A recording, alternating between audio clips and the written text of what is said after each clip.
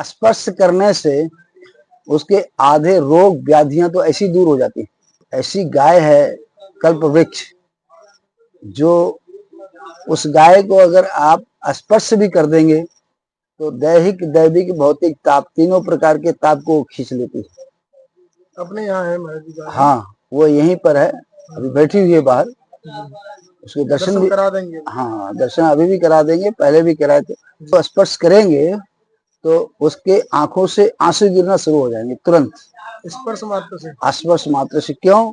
क्योंकि जैसे ही आप उसका स्पर्श करते हैं, आपके तीनों ताप, दैहिक, दैविक, भौतिक, देह का, प्रकृति का और देवताओं का, तीनों ताप जो है वो अपने आप खींच लेती है, चुंबक की तरह। जैसे लोहे को चुंबक खींच लेता है, वैसे आपके पाप ताप को तुरंत तुरंत खींचती है। और ऐसे खींचती है कि तुरंत उसके आंखों से आंसू झड़ना शुरू हो जाएगा।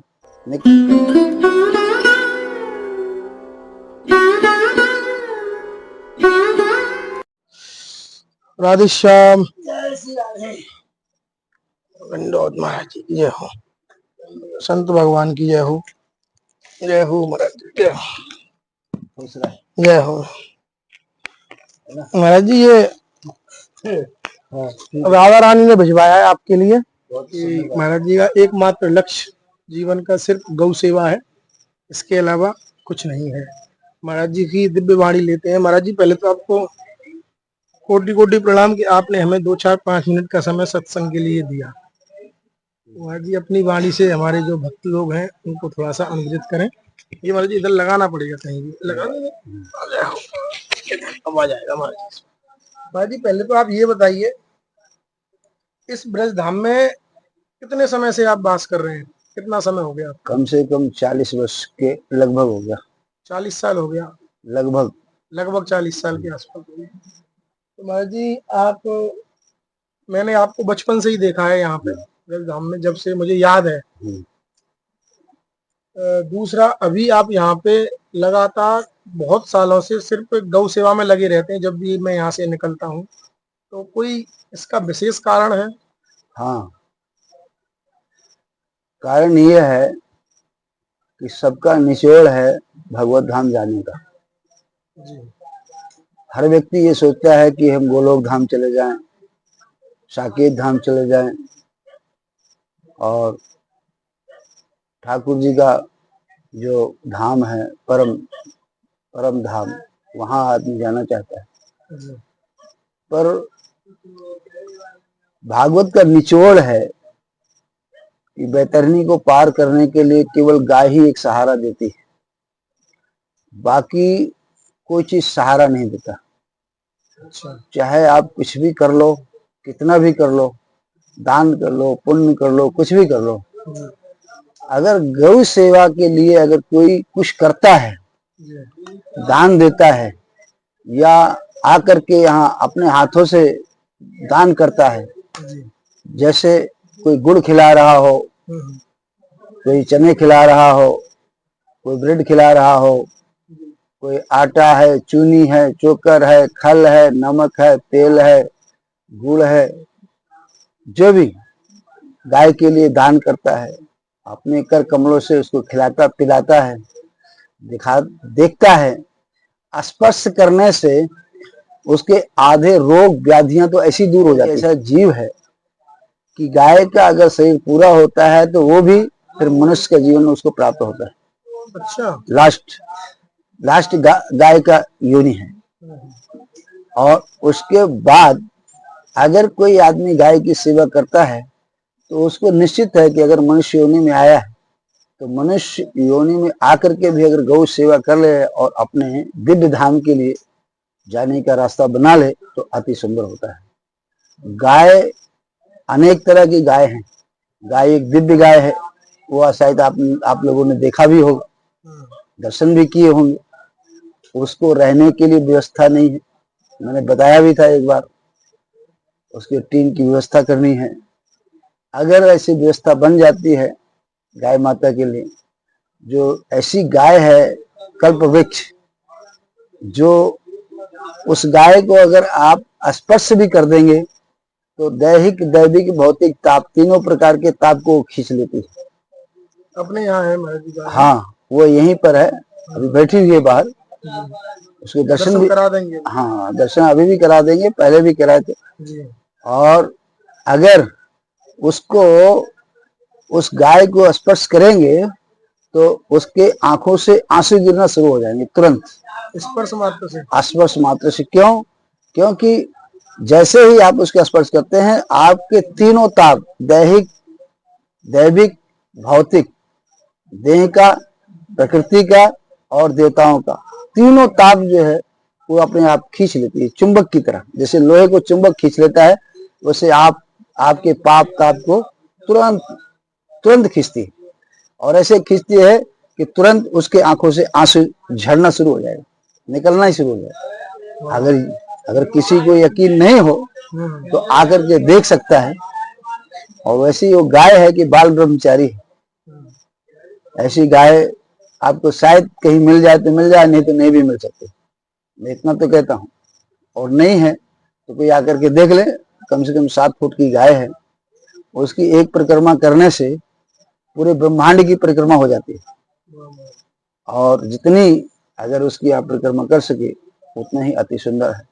क्योंकि ब्रह्मांड की परिक्रमा तो हर आदमी कर नहीं सकता है। तो गाय जो है, इसमें 33 कोटि देवता रहते हैं, और अगर उसकी परिक्रमा करते हैं तो पूरे ब्रह्मांड की आप परिक्रमा करते हैं। जैसे भगवान शंकर जी ने जब कार्तिकेय को और गणेश जी को भेजा कि तुम ब्रह्मांड की परिक्रमा करके आओ, तो कार्तिकेय की सवारी जो थी वो मोर है।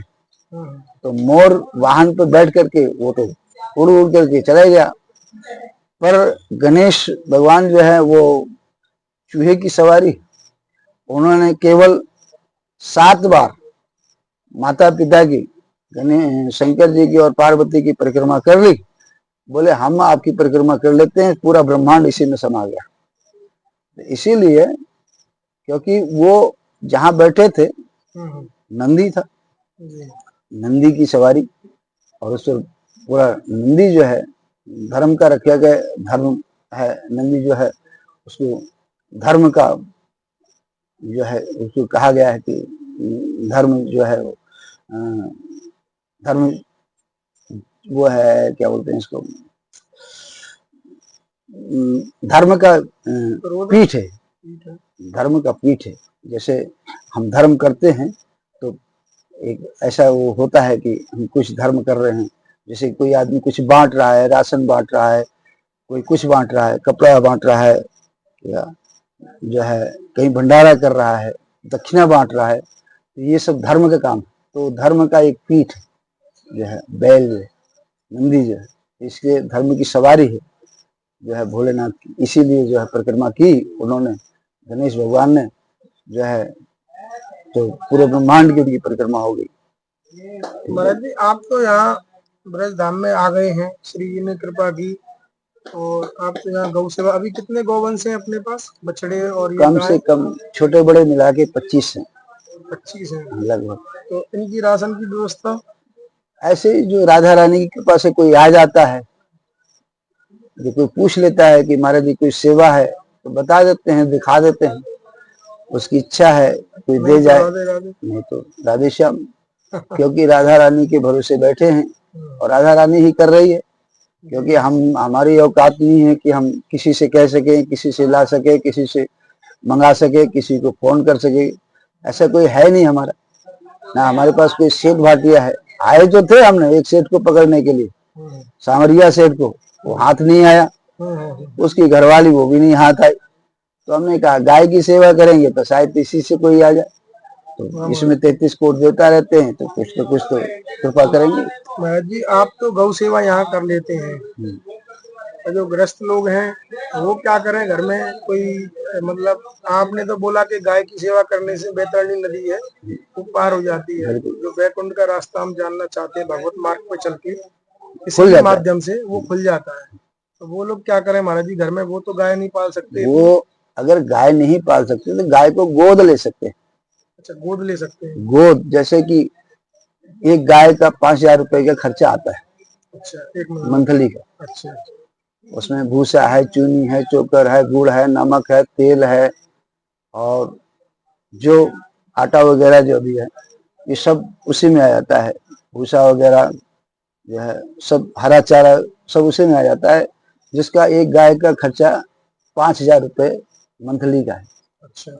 अगर कोई आदमी जिसको ये है, जिसके अंदर राधा रानी कृपा करती हैं कि भाव बनता है कि हम गाय सेवा करना चाहते हैं, गौ सेवा करेंगे, तो कुछ लोग कुछ गौशालाओं से जुड़ जाते हैं। जहां पर बड़ी बड़ी गौशालाएं हैं वहां तो लोग आते जाते हैं, वहां तो ज्यादातर दान आता ही है, क्योंकि वहां उसके ऊपर चला हुआ है और योगी जी का भी उनको साथ सहयोग है। जहाँ छोटी गौशालाएं हैं वहां पर जैसे कोई आता नहीं है। जैसे ये प्राचीन सीता माता मंदिर है, यहाँ पर कोई नहीं आता है, लोग परिक्रमा करते हैं और वहीं दूर से प्रणाम करके और चले जाते हैं, रोड पर से ही। अंदर कोई आता नहीं। कोई अंदर आकर के पूछे, उसे जिज्ञासा है कि महाराज जी हम गौ सेवा करना चाहते हैं, तो उसका क्या खर्चा है, क्या मंथली का खर्चा है, क्या हम गोद ले सकते हैं किसी गाय को, तो ले सकता है, बेफिक्र होकर के ले सकता है। और दूसरे महीना, तीसरे महीना, चौथे महीना, पांचवें महीना, छठे महीना, या जब भी उसका यहाँ राधा रानी के उसमें बरसाना धाम में आगमन होता है तो आकर के देख भी सकता है, और हमारी गाय की सेवा हो रही है या नहीं हो रही, हमारी गाय स्वस्थ है या नहीं है, वो देख सकता है। और देखेगा तभी उसको ये विश्वास होगा, तभी वो कुछ करेगा, अन्यथा नहीं कर पाता है। क्योंकि आजकल गौशालाओं का बहुत जगह ऐसा है कि एक धंधा बन चुका है, अधिकतर धंधा बन चुका है। बहुत सारी गौशालाएं ऐसे हैं कि जो लोग सामान आता है और सामान जो है कहीं ना कहीं किसी गरीब व्यक्ति को बांट देते हैं या किसी को ऐसे बांट देते हैं।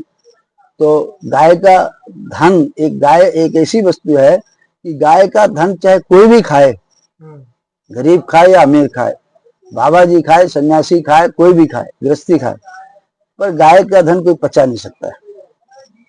गाय का ऐसा धन है कि गाय अपने आप स्वतः ही निकाल लेगी। उसका जितना भी धन खाया है किसी न किसी रूप में, कैसे न कैसे रूप में, वो गाय जो है उसको अपने आप खींच के लाएगी, और वो अपना जितना उसने खाया हुआ है उसका 1.25 गुना करके उसको भरना पड़ेगा। ये है, ये बहुत बड़ा महात्मा है इससे गाय का। अगर कोई व्यक्ति ऐसा करता है कि हम गाय का धन लेकर के अपने ऊपर लगा लें या किसी को दे दें या किसी को दान कर दें, वो नहीं चलता है। गाय का धन क्योंकि दान में आया है, और गाय का जो धन है वो गाय को ही मिलना चाहिए, ये शास्त्र कहता है। और गाय को मिलने से गाय का मुख से बोल तो सकती नहीं, पर उसको आशीर्वाद ऐसा दे सकती है कि दिन दुना रात चौगुना होता है। क्यों? क्योंकि एक व्यक्ति यहाँ आया था उस गाय का दर्शन करने के लिए, तो बाल ब्रह्मचारी जो गाय है उसने उसको देखा, और देखते ही उसने थोड़ी सी सेवा की थी, 10-1 हजार रुपए हाँ गाय की सेवा के लिए उसने दान किया था। और दान करते ही उसको कम से कम 10 करोड़ रुपए उसको आ गए। यहाँ देहरादून का व्यक्ति है वो, तो वो आया था यहाँ ऐसे ही यूट्यूब चैनल के माध्यम से आया था, और उसने देखा, और उसका दर्शन करते ही उसने हाथ आगे किया तो हाथ चाट लिया, सिर आगे किया तो सिर चाट लिया, उसका भाग्य ही बदल गया। उसने एक बार मुझे बोला, यहाँ आया था जो है बरसाना धाम में, राधाष्टमी के उपरांत में आया था, तो उसने बताया कि महाराज जी मैं उस गाय की सेवा की, मुझे बहुत सुख मिला, बहुत प्राप्ति हुई हमें। मैंने कहा अति सुंदर, जो करता है दिन दुना रात चौगुना होता है, जो गाय की सेवा करता है ऐसा होता है। ऐसा कुछ है, ऐसा है नहीं कि अगर दान करे और उसका ना लगे। गाय का ऐसा धन है कि गाय आशीर्वाद देती है और मुख से बोल नहीं सकती है, वो आशीर्वाद देती है कि दिन दुना रात चौगुना होता चला जाता है, और व्यक्ति अपने आप में ईश्वर ज्ञान हो जाता है। बहुत सुंदर महाराज जी। तो महाराज जी जैसा संत लोग बताते हैं कि सेवा ही बड़ा रहा। हाँ, सेवा धर्मोपरि है। सेवा धर्म ही बड़ा रहा। हम जो नाम जप कर रहे हैं वो अपना करते रहे, लेकिन सेवा सबसे बड़ा धर्म है, सर्वोपरि। तो सबसे बड़ा दान कौन सा है महाराज जी? गौदान। गोदान। गौदान से बड़ा कोई दान नहीं। गौदान अगर जो करता है, कोई आदमी आप देख लीजिए, किसी का शरीर पूरा होता है तो सबसे पहले अन्नग्रास निकलता है तो गौदान निकलता है। कोई भी चीज होता है तो गौदान गाय के लिए होता है। और गाय पचा सकती है और किसी में सामर्थ्य नहीं है दान को पचाने के लिए, नहीं पचा सकता। और हर व्यक्ति किस तरीके से संकल्प करके दान करता है। जैसे कई आदमी भंडारा करते हैं तो भंडारा इस तरह से करते हैं, जैसे कोई आदमी बीमार है, बीमार जब हो जाता है तो संकल्प करते हैं कि मैं इतने महात्माओं का भोजन कराएंगे, अगर हमारा ये व्यक्ति ठीक हो गया तो फिर राधा रानी इस पर कृपा करती है, क्योंकि संतों के नाम से संकल्प लिया है कि सब संतों को जो है प्रसाद पवाएंगे। तो संत का आशीर्वाद स्वतः ही प्राप्त हो जाता है राधा रानी के माध्यम से। और जब धाम में अगर कोई जो है संत को पवाता है, एक संत को पवाने का 1000 संतों का दान कर दिया है, 1000 संतों को प्रसाद पवाने का। इसी तरीके से एक कमरा बनाने का 1000 उसका कमरा बन जाता है धाम में। एक गाय को अगर सेवा करता है तो 1000 गौओं का उसको फल मिल जाता है। इसी तरीके से, क्योंकि ये एक ऐसी जगह है जहां पर धाम में एक ऐसी जगह है कि अगर आप पुण्य करेंगे तो उसका 1000 गुना मिलेगा और अगर पाप भी करेंगे तो 1000 गुना जाएगा, इसमें संशय नहीं है। इस कारण से राधा रानी की कृपा से अगर कोई दान करता है, सबसे बड़ा दान गोदान है। अगर कोई संकल्प से कोई कुछ सोचे कि हमारा व्यक्ति ठीक हो जाए, हम ये कहते हैं कि अगर कोई व्यक्ति को यकीन नहीं है तो गाय के पास खड़ा हो जाएगा तो गाय पहले उसको सूंघ लेगी, ऐसे करके सूंघेगी और सूंघते ही उसको पता लग जाएगा कि इसकी क्या बीमारी है। डॉक्टर जो है आला लगा के देखेगा और आप बताएंगे कि हाँ क्या बीमारी है, पर गाय को बताने की जरूरत नहीं है। गाय स्वतः ही सूंघ लेती है और सूंघ करके उसको पता लग जाता है कि इसको क्या बीमारी है।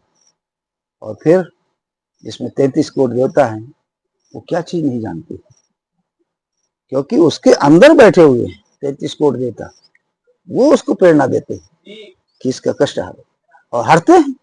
अगर नहीं हरते तो आज जो गाय की सेवा जहां जहां गौशालाओं में हो रही है तो क्यों होती? गाय पूजनीय है और गाय सदा पूजनीय रहेगी और पूज रही है, दोनों बातें हैं। इस तरीके से अगर कोई गोदान करता है और सोचे कि हमारे पास जगह नहीं है, हम कहाँ जाएं गाय सेवा करने के लिए, तो बहुत सारी गौशालाएं हैं, जहां नजदीक है वहां कर सकता है। और नहीं धाम में कोई करना चाहता है तो धाम में भी कर सकता है। धाम का 1000 गुना बढ़ता है। और जहां पास में रहता है, जैसे दिल्ली है, बॉम्बे है, कलकत्ता है, जो जो 4 महाद्वीप हैं, जो 4 ये नगर हैं, तो वहां पर अगर जो करता है उसमें 1000 गुना नहीं बढ़ता है। उसमें इतना है कि जितना आपने दिया है सवाई तो बढ़ सकता है, पर धाम में करने से 1000 गुना बढ़ता है।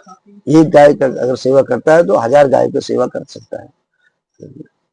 ठीक है, तो ठीक है महाराज जी, बड़ी कृपा की। और आप सबने भी सुना, महाराज जी ने यहाँ पे लगभग 35-40 साल से गौ सेवा में लगे हुए हैं महाराज जी। और जिन गैया के बारे में महाराज जी ने बताया था उसके दर्शन में मैं आज आपको कराऊंगा, और महाराज जी के पास जो गोवंश है उसके दर्शन भी मैं आपको कराऊंगा। ठीक है। यहाँ रहने के लिए देखिए ये बना हुआ है, फ्रेम बना हुआ है, टीन नहीं है, टीन की व्यवस्था बननी चाहिए। अच्छा, सामने? हाँ, गाय की, हाँ, क्योंकि अब देखो बारिश खत्म हो गई, अब सर्दी आ रही, तो ठंड में तो गाय, आप एक बार महाराज जी इस गाय के दर्शन करा देना। हाँ बिल्कुल बिल्कुल बिल्कुल, चलिए। हाँ, जय श्री राधे। आगे गैया मैया के दर्शन कराता हूँ, महाराज जी के गोवंश की। राधा रानी की जय।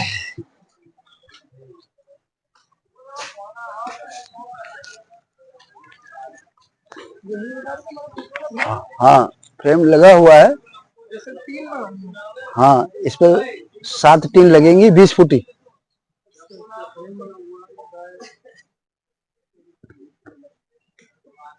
महाराज जी, मुझे लगता है कि फ्रेम तो बनाई हुआ है, बस टीन की आवश्यकता है। हाँ, टीन है और नट बोल्ट है और लगाने का मिस्त्री का है। एक मिस्त्री लगाने का कम से कम 5,000 रुपये ले लेता है। टीन लगाने का हाँ जी, 5,000 7,000 जिसका जैसा वो। देखो ये है दिव्य गाय। अच्छा, ये है। हाँ, लाल गाय। देखो ये खड़ी भी हो गई, एकदम खड़ी भी हो गई। देखो आप कितनी है महाराज जी? देख लो आप, सामने है, प्रत्यक्ष को प्रमाण की जरूरत नहीं है। वाह, देख लीजिए कहाँ जा रहे हैं। अब सानी करेंगे, 9 बज गया है, 9 से ऊपर हो गया, सानी करेंगे।